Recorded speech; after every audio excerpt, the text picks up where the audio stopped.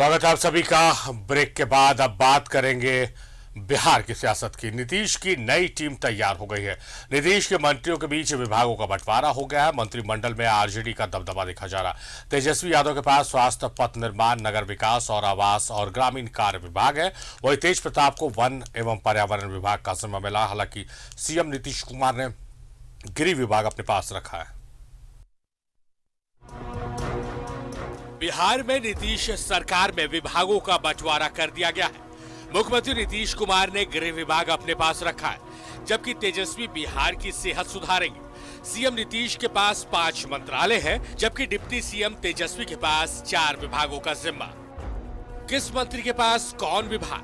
मुख्यमंत्री नीतीश कुमार के पास सामान्य प्रशासन, गृह, मंत्रिमंडल, सचिवालय, निगरानी और निर्वाचन।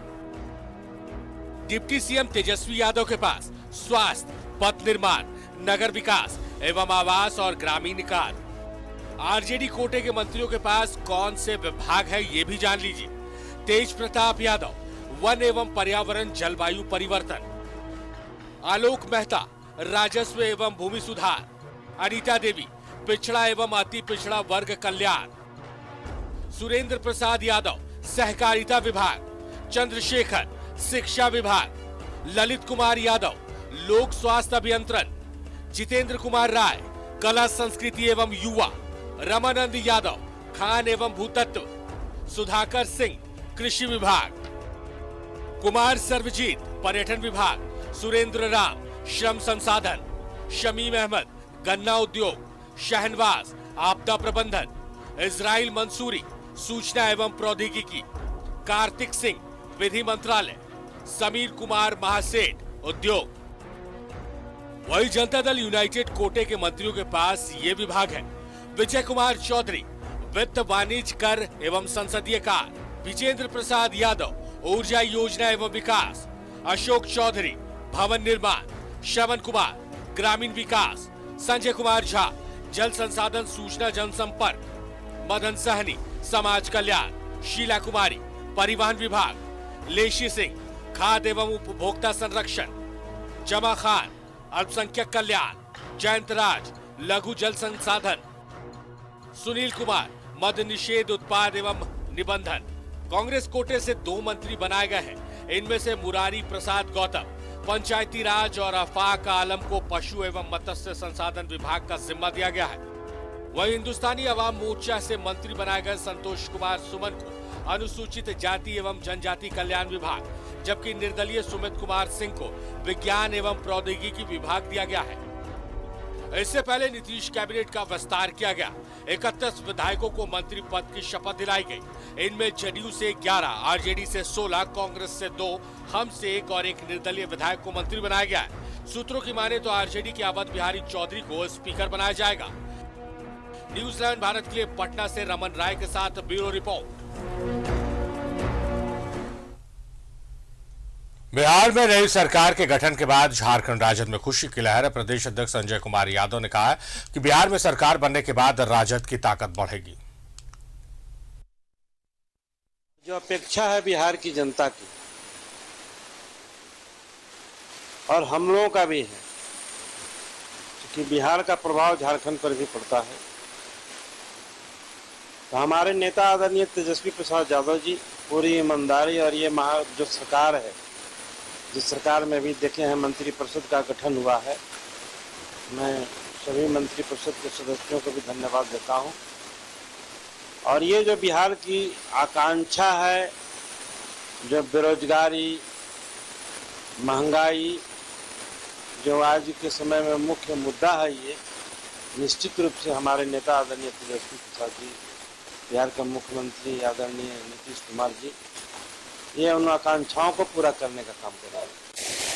और जो अपेक्षा है बिहार की जनता की और हम लोगों का भी है, क्योंकि बिहार का प्रभाव। तो नीतीश कुमार की टीम बनकर खड़ी हो गई है। 16 आरजेडी को मिले हैं मंत्री, 11 जेडीयू को, 2 कांग्रेस, 1 हम और 1 निर्दलीय। सीधे अजय का रुख करते हैं। अजय, आज टीम बन गई है। 31 विधायकों ने मंत्री पद की शपथ ली है और दबदबा इस मंत्रिमंडल शपथ ग्रहण समारोह में आरजेडी का देखने को मिला है। बिल्कुल सारिफ, देखिए अब इस बात का कोई जिक्र भी पूरी तरह से बेमानी साबित होगी कि दबदबा किसका है। जैसे ही नीतीश कुमार ने यह कह दिया कि आरजेडी के साथ महागठबंधन की अब सरकार बनेगी, मतलब इसका साफ है कि एक मैसेज देने की कोशिश की गई है बिहार की राजनीति में। आपने बिल्कुल सही कहा कि राजद के 16 विधायक मंत्री बने हैं, जदयू के 11 बने हैं और कांग्रेस के 2 है, निर्दलीय 1 है और हम राम मांझी की पार्टी से 1 विधायक मंत्री बना है। इस पूरे मंत्रिमंडल का आप चेहरा देखेंगे तो जदयू ने जो एनडीए की सरकार में जितने मंत्री थे, यानी कि नीतीश कुमार जब भाजपा के साथ मिलकर सरकार चला रहे थे, उस वक्त जेडीयू के जितने भी मंत्री थे सबको उन्होंने रिपीट किया है। ये दूसरी बात है कि जयंत राज जैसे एक विधायक का उन्होंने विभाग बदल दिया। पहले वो ग्रामीण कार्य विभाग देखा करते थे, अब उन्हें लघु सिंचाई विभाग दिया गया है। ये दूसरी बात है, लेकिन सबसे अहम बात यह है कि यदि आप बिहार की राजनीति की चर्चा जब कभी भी करेंगे, आप जातीय समीकरण की चर्चा खुद ब खुद जुबान पर आ जाता है। तो पूरे मंत्रिमंडल में आपने देखा होगा कि जातीय समीकरण का विशेष ख्याल रखा गया है। वैसे भी आप जब कभी भी तेजस्वी यादव से बात करेंगे, एक जमाना था जब कहा यह जाता था कि राजद एमवाई समीकरण के तहत काम करता है, यानी कि मुस्लिम और यादव। लेकिन जब से तेजस्वी यादव का कद आरजेडी में बढ़ा है, तब से उन्होंने कहा अब वो वक्त नहीं रहा कि हम एमवाई यानी कि माई समीकरण की बात करें। तेजस्वी यादव का लगातार ये कहना रहा है कि ए टू जेड की पार्टी रही है राजद, यानी कि तेजस्वी प्रसाद जैसे ही आरजेडी के बड़े नेता होते चले गए, उनके निर्णय को लोगों ने सराहने की कोशिश की, उनके निर्णय को लोगों ने मानना शुरू किया। तब तेजस्वी को यादव को यह लगा कि अब एमवाई समीकरण से नहीं बल्कि ए टू जेड की पार्टी बनाना होगा। और शायद इसी बात की आप देखेंगे मंत्रिमंडल में कि कई ऐसे विधायक स्वर्ण समाज से, मैं जाति का नाम नहीं लूंगा, मीडिया की अपनी मर्यादा होनी चाहिए, कई विधायक जो मंत्री बने हैं वो स्वर्ण समाज से हैं, दलित भी हैं, महादलित भी हैं, मुस्लिम चेहरा भी है। मतलब यह कि किसी भी कहीं से ये आवाज न उठे कि किसी भी जाति को इग्नोर किया गया है बिहार सरकार के नए मंत्रिमंडल में, इसका विशेष ख्याल रखा गया है। और तेजस्वी यादव का जो पोर्टफोलियो है, अपने आप में 4 महत्वपूर्ण विभाग उन्होंने अपने पास रखा है। हेल्थ डिपार्टमेंट जैसा विभाग उनके पास होगा। ये दूसरी बात है कि विजय नारायण चौधरी इससे पहले शिक्षा मंत्री हुआ करते थे बिहार में, लेकिन अब उन्हें वित्त विभाग की जिम्मेदारी दी गई है। शायद इसलिए कि राजद कोटे से कोई ऐसा विधायक इस वक्त वित्त विभाग संभालने को तैयार नहीं था। तो पूरा का पूरा मंत्रिमंडल इस प्रकार से बना है कि पूरे बिहार के जातीय समीकरण को पूरी तरह से पैचअप किया जा सके, कहीं से कोई ऐसी आवाज न उठे कि किसी भी जाति को इग्नोर किया है मौजूदा सरकार ने। यह मैसेज इसलिए भी देने की कोशिश की गई है कि बिहार की जो सरकार बनी है महागठबंधन की सरकार, राजनीति में जिसान ये देखा जाता है, माफ कीजिएगा सारिफ, राजनीति में कोई भी व्यक्ति जो पॉलिटिशियन होता है वो आज नहीं देखता, वो कल की बात ज्यादा करता है। कल की मतलब यह है कि 2024 का जो लोकसभा चुनाव होना है उसकी भी रूपरेखा इस मंत्रिमंडल में लिख दी गई है कि हम किस ओर बढ़ेंगे, कैसे बढ़ेंगे, किसको साथ लेकर चलेंगे और किसको साथ लेने की कोशिश करेंगे। तमाम देखेंगे, जिसे मैंने कि कहा कि मुस्लिम समाज के लोग मंत्री बने हैं, स्वर्ण जाति से भी लोग आए हैं मंत्री बने हैं, दलित समाज से लोग बने हैं, कई ऐसे जातियां हैं जो कि कहा जाता था कि नीचे पैदान पे है, लेकिन अब धीरे धीरे उनका कद बढ़ रहा है। बिहार की राजनीति के लिए जाति एक कह सकते हैं कि ना चाहते हुए भी चर्चा का विषय बन जाता है। इसे आज की तारीख में आप इग्नोर भी नहीं कर सकते। अच्छी बात यह है कि अब इस सरकार को काम करके दिखाना होगा। अब इफ बट जैसी कोई चीजें नहीं होगी, दिस डैट का भी अब कोई बहाना नहीं चलेगा। ये मौजूदा सरकार को थोड़ा वक्त दिया जाना चाहिए और मुझे लगता है कि ये बेहतर काम करेगी। काम इसलिए भी करेगी क्योंकि लीडर नीतीश कुमार हैं और उन्हें इससे पहले कई ऐसी चीजें आई जब नीतीश कुमार ने चीजों को संभालने की कोशिश की। कई तरह की बातें उनके सामने आई थी। जो इससे पहले जो एनडीए की सरकार हुआ करती थी, उस वक्त कई मंत्री जो बीजेपी कोटे से, उनके बारे में कई प्रकार की शिकायतें आई थी मुख्यमंत्री नीतीश कुमार के पास। उन्होंने चीजों को संभालने की कोशिश की, बात बिगड़ती चली गई और अंततः महागठबंधन की सरकार बनी है। इस सरकार को सबसे पहली अग्नि परीक्षा यह देनी होगी सारिफ कि इनको शब्दों से दूर रहना पड़ेगा, यानी कि उनको उलझाने की कोशिश बिहार विधानसभा में और विधानसभा के बाहर भारतीय जनता पार्टी बतौर प्रतिपक्ष के नेता करेंगे। कई ऐसी बातें सामने आ जाएगी जिसमें उलझाने की कोशिश होगी। यदि इस चीज से महागठबंधन की सरकार अपने आप को संभाल लेती है तो ये सरकार बेहतर करेगी। ऐसा ना हो कि कोई आपसे सवाल पूछे, प्रतिपक्ष आपसे सवाल पूछे और आप मैदान विधानसभा के बाहर उसका जवाब देने लग जाए। यदि इसकी शुरुआत हो गई तो फिर इस सरकार को कह सकते हैं कि मुश्किलों का सामना करना पड़ेगा रोज, जबकि सुशील कुमार मोदी जैसा नेता भारतीय जनता पार्टी के पास है, गिरिराज सिंह जैसा नेता भाजपा के साथ है, नवल किशोर यादव जैसा नेता भाजपा के साथ है। मतलब यह कि मौजूदा सरकार के मंत्रियों को काम पर ज्यादा फोकस करना होगा और काम इस प्रकार से करना होगा कि काम खुद बोलना शुरू कर दें कि ये देखिए काम हुआ जी है। काम से जवाब देना होगा, ना कि बयानों से जवाब देना होगा। अजय, आप उस तरफ आप चले गए हैं जहां मैं आपको दूसरे सवाल के साथ लेके जाना चाह रहा था। बहुत महत्वपूर्ण बात आपने कही कि काम आपका बोलना चाहिए और बयानों से बचना चाहिए, क्योंकि बड़े बड़े दिग्गज विपक्षी खेमे में बैठे हुए हैं जो आपको आपके बयानों में उलझाकर फंसा देंगे। जो इससे पहले महागठबंधन की सरकार बनी थी, जिसे तोड़कर एनडीए में शामिल हुए थे नीतीश कुमार, उस वक्त एक नाम बिहार की सियासत में बहुत तेजी से उभर कर सामने आया था, तेज प्रताप यादव। आप भी बहुत अच्छे से जानते हैं। कई बार ऐसा बयान उन्होंने मंत्री रहते दे दिया था या बहुत बार ऐसी कुछ चीजें कर दी थी जिसको जस्टिफाई करना या जिसका जवाब देने के लिए शब्द नीतीश कुमार के पास भी नहीं थे। तेज प्रताप के जो बयान आते हैं या जिस तरह से वो बिहेव करते हैं, तेजस्वी को भी कई बार उनको डिफेंड करने में सोचना समझना पड़ता है। इस बार जो उनको मंत्रालय दिया गया है वो बहुत क्रीम मंत्रालय नहीं माना जाता है। क्या ये सब प्लानिंग कर ली गई है? नाराजगी, बयानबाजी, पार्टी लाइन से हटकर जाना, इन सब चीजों को एड्रेस कर लिया गया है? जय देखिए सारिफ, मैं बार बार कह रहा हूं कि बिहार की मौजूदा सरकार को आपसी उठापटक से दूर रहना होगा। देखिए, लालू प्रसाद के बेटे तेज प्रताप और तेजस्वी में जमीन आसमान का अंतर है। तेज प्रताप बहुत ज्यादा मैच्योर पॉलिटिशियन अपने आप को नहीं बना पाए।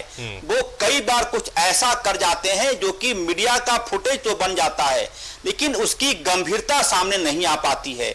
जाहिर सी बात है, इन तमाम चीजों को इससे पहले जो नीतीश कुमार और आरजेडी की सरकार थी बिहार में, उस वक्त तेज प्रताप यादव के पास हेल्थ डिपार्टमेंट जैसा अहम विभाग था। जाहिर सी बात है, इस बार हेल्थ डिपार्टमेंट खुद तेजस्वी यादव के पास है।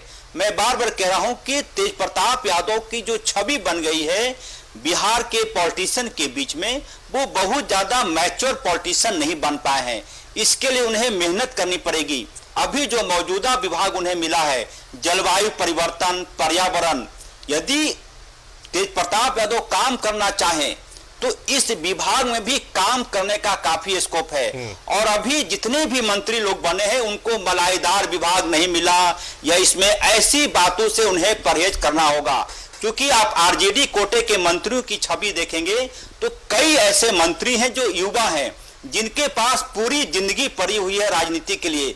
यदि इस वक्त उन्हें अपनी पहचान बना ली तो वो पहचान उन्हें आगे तक काम आएगा। यदि इस वक्त 3 साल अभी मौजूदा जो सरकार बनी है बिहार में, उन्होंने लगभग पौने 2 साल का वक्त पूरा कर लिया है। मतलब कि कुल जमा उन्हें 3 साल और काम करने का मौका मिला है। यदि 3 साल में ईश्वर न करे किसी प्रकार का कोई आरोप प्रत्यारोप लगता है, घपले घोटाले की बात सामने आती है, तब फिर मौजूदा सरकार की छवि खराब हो जाएगी।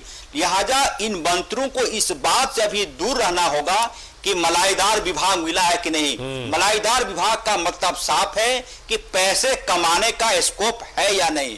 फिलहाल इन मंत्रियों को यदि ये दिखाना है कि हम 2024 के होमवर्क में जुट गए, हम भारतीय जनता पार्टी खासकर एनडीए के सामने एक विकल्प देने की कोशिश में जुट गए, तब इन्हें अपनी छवि अच्छी रखनी होगी, साफ सुथरी रखनी होगी।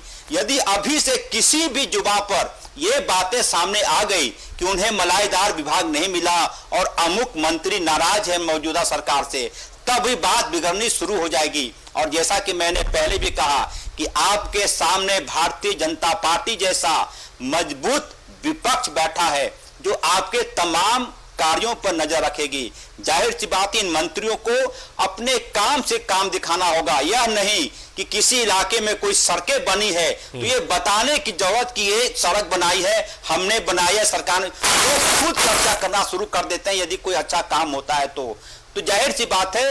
और पूरा का पूरा दारोमदार एक बार फिर से नीतीश कुमार के पास ही रहेगी।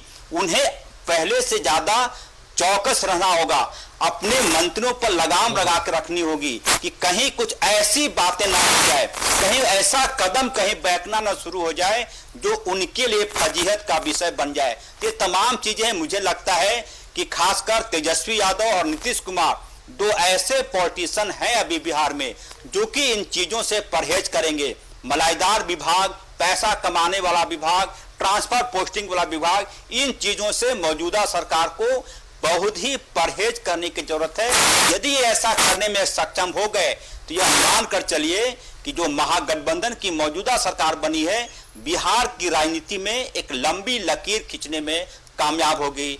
सारिफ जी अजय, जो आप बोल रहे हैं इस बात की गंभीरता को तेजस्वी यादव ने भी महसूस किया है। आपसे विदा लेने से पहले, आपको धन्यवाद करने से पहले, हम आपको भी और अपने दर्शकों को भी उस ट्वीट को पढ़कर सुना दें जो तेजस्वी यादव ने अब से 8 घंटे पहले किए हैं। उन्होंने लिखा है कि आज बिहार सरकार के मंत्री के रूप में शपथ लेने वाले विधानमंडल के सभी माननीय सदस्यों को हार्दिक बधाई। आगे जो लाइनें लिखी है अजय, आशा है, विश्वास है कि सभी मंत्रीगण आदरणीय श्री नीतीश कुमार जी के नेतृत्व में पूर्ण निष्ठा, कर्मठता, ईमानदारी, पारदर्शिता और आपसी समन्वय के साथ बिहार के विकास में योगदान देंगे। तो इस संदेश को जो ट्विटर पर लिखा है तेजस्वी यादव ने, उसे समझने की आवश्यकता, और हमारे सहयोगी अजय लाल भी इसी ओर इशारा कर रहे हैं। तमाम लोगों को जो मंत्रिमंडल में शामिल है और जिन्हें मंत्रिमंडल में बर्थ नहीं मिली, सीट नहीं मिली है, उन्हें भी इस बात को समझने की जरूरत है। बहुत शुक्रिया अजय आपका, आप महत्वपूर्ण चर्चा में हमारे साथ जुड़े, आपका बेहद शुक्रिया।